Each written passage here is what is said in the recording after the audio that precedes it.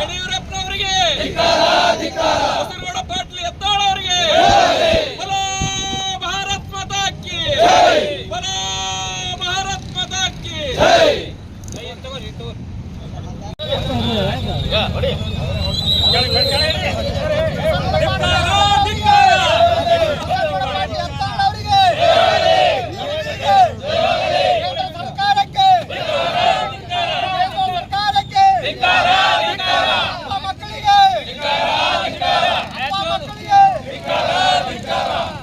ಹೈಕಮಾಂಡ್ಗೆ, ಬಿಜೆಪಿ ಹೈಕಮಾಂಡ್ಗೆ, ಅಪ್ಪ ಮಕ್ಕಳಿಗೆ, ಅಪ್ಪ ಮಕ್ಕಳಿಗೆ, ಬಸನಗೌಡ ಪಾಟೀಲ್ ಯತ್ನಾಳ್ ಅವರಿಗೆ, ಬಸನಗೌಡ ಪಾಟೀಲ್ ಯತ್ನಾಳ್ ಅವರಿಗೆ.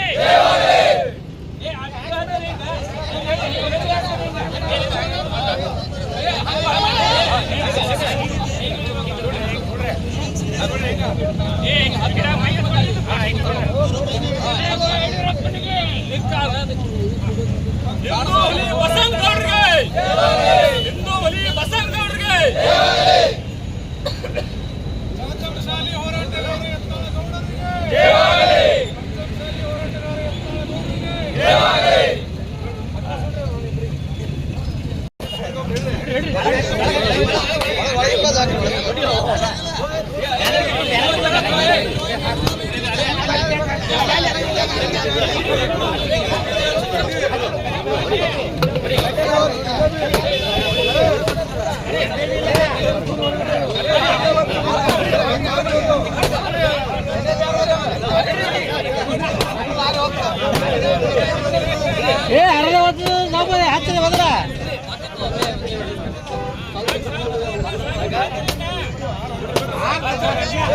ಸಾಕು ಸಾಕು ಹಚ್ಚಿರಿ, ಮೊದಲು ಹಚ್ಚಿರಿ.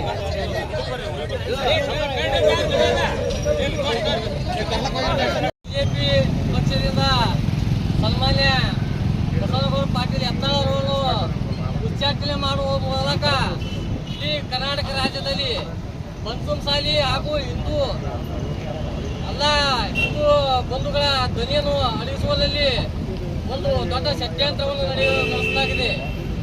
ಏಕೆಂದರೆ ಸತ್ಯವಾಗಿ ನಿಷ್ಠೂರವಾಗಿ ಮಾತಾಡುವ, ಪಕ್ಷಾತೀತವಾಗಿ ಹೋರಾಟ ಮಾಡುವ ಏಕೈಕ ವ್ಯಕ್ತಿ ಅಂದರೆ ಅದು ಬಸನಗೌಡ ಪಾಟೀಲ್ ಯತ್ನಾಳ್ ಅವರು. ತಮ್ಮ ಅಧಿಕಾರಾವಧಿಯಲ್ಲಿ ಭ್ರಷ್ಟಾಚಾರ ಮಾಡಿ ಅಧಿಕಾರ ವಂಚಿತವಾಗಿ ರಾಜೀನಾಮೆ ಕೊಡುವಂತ ಪ್ರಸಂಗ ನಮ್ಮ ಬಸನಗೌಡ ಪಾಟೀಲ್ ಯತ್ನಾಳ್ ಅವರಿಗೆ ಯಾವುದೂ ಬರುವುದಿಲ್ಲ.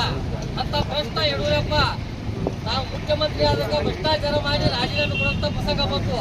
ಅಂತ ಭ್ರಷ್ಟರ ಮಾತನ್ನು ಕೇಳಿ ಇವತ್ತಿನ ದಿನ ಪಂಚಮಸಾಲಿಯ ಮುಂಚೂಣಿ ನಾಯಕ ಹಾಗೂ ಹಿಂದೂ ಎಂದು ಕರೆಸಿಕೊಳ್ಳುವ ಬಸನಗೌಡ ಪಾಟೀಲ್ ಯತ್ನಾಳರನ್ನು ಉಚ್ಚಾಟನೆ ಮಾಡುವುದರ ಮೂಲಕ ಕರ್ನಾಟಕ ರಾಜ್ಯದಲ್ಲಿ ಬಿಜೆಪಿಯ ಅವನತಿಗೆ ಕಾರಣವಾಗ್ತಿದೆ.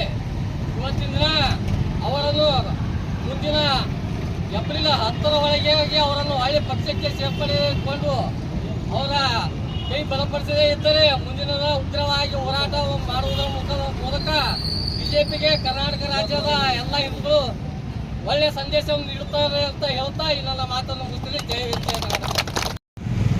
ನಮಗೆ ಪಕ್ಷ ಮುಖ್ಯವಲ್ಲ, ವ್ಯಕ್ತಿ ಮುಖ್ಯ, ನಮ್ಮ ಧರ್ಮ ಮುಖ್ಯ.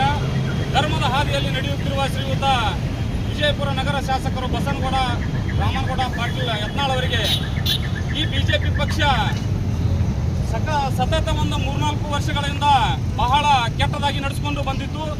ಆದರೂ ಕೂಡ ಅವರು ಯಾವುದೇ ಒಂದು ಈ ನಾಯಿಗಳ ಮುಖ ನೋಡಬಾರದು, ನಮ್ಮ ಸಮಾಜದ ಮುಖ ನೋಡಬೇಕು, ನಮ್ಮ ಧರ್ಮದ ದಾರಿ ಬಿಟ್ಟು ಹೋಗಬಾರದೆಂದು ಆ ಪಕ್ಷದಲ್ಲಿ ಉಳಿದು ಒಂದು ಪಕ್ಷಕ್ಕಾಗಿ ಸತತ 4-5 ವರ್ಷಗಳಿಂದ ರಾಜ್ಯದಲ್ಲಿ ಒಂದು ಹೋದ ವಿಧಾನಸಭಾ ಮತ್ತು ಲೋಕಸಭಾ ಚುನಾವಣೆಯಲ್ಲಿ ಒಂದು ಸ್ಟಾರ್ ಪ್ರಚಾರಕರಾಗಿ ಇಡೀ ಕರ್ನಾಟಕದಾದ್ಯಂತ ತಮ್ಮ ಪ್ರಚಾರದ ಮುಖಾಂತರ ಹಿಂದುತ್ವದ ಧ್ವನಿ ಎತ್ತಿ ಈ ರಾಜ್ಯದಲ್ಲಿ ಒಂದು ಉತ್ತರ ಪ್ರದೇಶದ ಯೋಗಿ ಆದಿತ್ಯನಾಗಿ ತಿರುಗಾಡಿದಂಥ ಬಸನಗೌಡ ಯತ್ನಾಳ್ ಅವರಿಗೆ ಇಂದು ಕೇಂದ್ರದ ಸರ್ಕಾರದ ಬಿಜೆಪಿ ಹೈಕಮಾಂಡ್ ಯಾವ ಒಂದು 4 ಶಕುನಿಗಳ ಮಾತು ಕೇಳಿ ಬಿಜೆಪಿಯಿಂದ ಉಚ್ಚಾಟನೆ ಮಾಡಿ ನೀವು ಬಸನಗೌಡರ ಭವಿಷ್ಯ ಹಾಳು ಮಾಡಲಿಲ್ಲ, ಕರ್ನಾಟಕದಲ್ಲಿಯ ಕೋಟ್ಯಾಂತರ ಹಿಂದೂಗಳ ಭಾವನೆಗೆ ಧಕ್ಕೆ ಮಾಡಿದ್ದೀರಿ, ಬಿಜೆಪಿ ಪಕ್ಷವನ್ನು ನೀವು ನಾಶ ಮಾಡುತ್ತಿದ್ದೀರಿ, ನಿಮ್ಮ ಪಂಕವನ್ನು ನೀವೇ ಕಟ್ಟು ಮಾಡಿಕೊಂಡಿದ್ದೀರಿ. ಇನ್ನು ಮುಂದಿನ ದಿನಮಾನಗಳಲ್ಲಿ ಈ ರಾಜ್ಯದಲ್ಲಿ ಬರುವ ಜಿಲ್ಲಾ ಪಂಚಾಯತ್ ಮತ್ತು ತಾಲೂಕ್ ಪಂಚಾಯತ್ ಚುನಾವಣೆ ಈಗ ಮೊದಲನೇದಾಗಿ ಬರುತ್ತದೆ. ಅದರಲ್ಲೇ ಗೊತ್ತಾಗುತ್ತದೆ ಬಸನಗೌಡರ ತಾಕತ್ತು ಏನದ ಅಂತ ಹೇಳಿ. ಮುಂದಿನ ದಿನಮಾನಗಳಲ್ಲಿ ಈ ಈ ಪಕ್ಷ ಬಿಜೆಪಿ ರಾಜ್ಯದಲ್ಲಿ ಈಗ ಬಂದಿದ್ದು 66, ಮುಂದಿನ ದಿನಮಾನಗಳಲ್ಲಿ 30 ಸೀಟ್ ಗೆದ್ದು ತೋರಿಸಲು ಇವರ ತಾಕತ್ತಿದ್ದಾರೆ.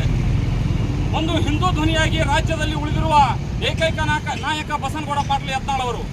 ತಂದೆ ಮಕ್ಕಳು ಯಡಿಯೂರಪ್ಪನವರ ಮತ್ತು ವಿಜಯೇಂದ್ರನವರು ಸೇರಿ ರಾಜ್ಯದಲ್ಲಿನ ಹಿಂದೂ ನಾಯಕರನ್ನು ಶ್ರೀಯುತ ಈಶ್ವರಪ್ಪನವರು ಮತ್ತು ಹಾಗೆ ಅನಂತಕುಮಾರ್ ಹೆಗಡೆ ಅವರು, ಪ್ರತಾಪ್ ಸಿಂಹನವರು, ಹೀಗೆ ಹಲವಾರು ಮಹಾನ್ ನಾಯಕರನ್ನು ಪಕ್ಷದಿಂದ ಅವಮಾನಗೊಳಿಸಿ ಉಚ್ಚಾಟನೆ ಮಾಡಿ ಯಾವುದೇ ಟಿಕೆಟ್ ಕೊಡದ ಹಾಗೆ ಒಂದು ಬಿಜೆಪಿ ಪಕ್ಷವನ್ನು ಸ್ವತಃ ಮನೆಯಾಗಿ ಇಟ್ಟುಕೊಂಡಂತ ಈ ದುಷ್ಟರಿಗೆ ಧಿಕ್ಕಾರವಿರಲಿ ಎಂದು ಹೇಳುತ್ತಾ, ಮುಂದಿನ ದಿನಮಾನಗಳಲ್ಲಿ ಬಸನಗೌಡ ಪಾಟೀಲ್ ಯತ್ನಾಳ್ ಅವರು ಮತ್ತೆ ಬಿಜೆಪಿ ಪಕ್ಷ ಸೇರುವುದೇ ಆದರೆ ಅವರು ಇವರು 4 ಜನ ಜೊತೆ ಸೇರುವುದು ನಮಗೆ ಇಷ್ಟ ಇಲ್ಲ. ಕೇಂದ್ರದ ನರೇಂದ್ರ ಮೋದಿ ಅವರು ಹಾಗೂ ಅಮಿತ್ ಶಾ ಅವರು ಖುದ್ದು ಬಿಜಾಪುರಕ್ಕೆ ಬಂದು ಬಸನಗೌಡ ಯತ್ನಾಳ್ ಅವರನ್ನು ಒಂದು ಸಕಲ ಗೌರವಪೂರ್ವಕವಾಗಿ ಸ್ವಾಗತ ಮಾಡಿಕೊಳ್ಳಬೇಕಾಗಿ ಕೇಳಿಕೊಳ್ಳುತ್ತೇವೆ. ಜೈ ಹಿಂದ್, ಜೈ ಭಾರತ್ ಮಾತೆ.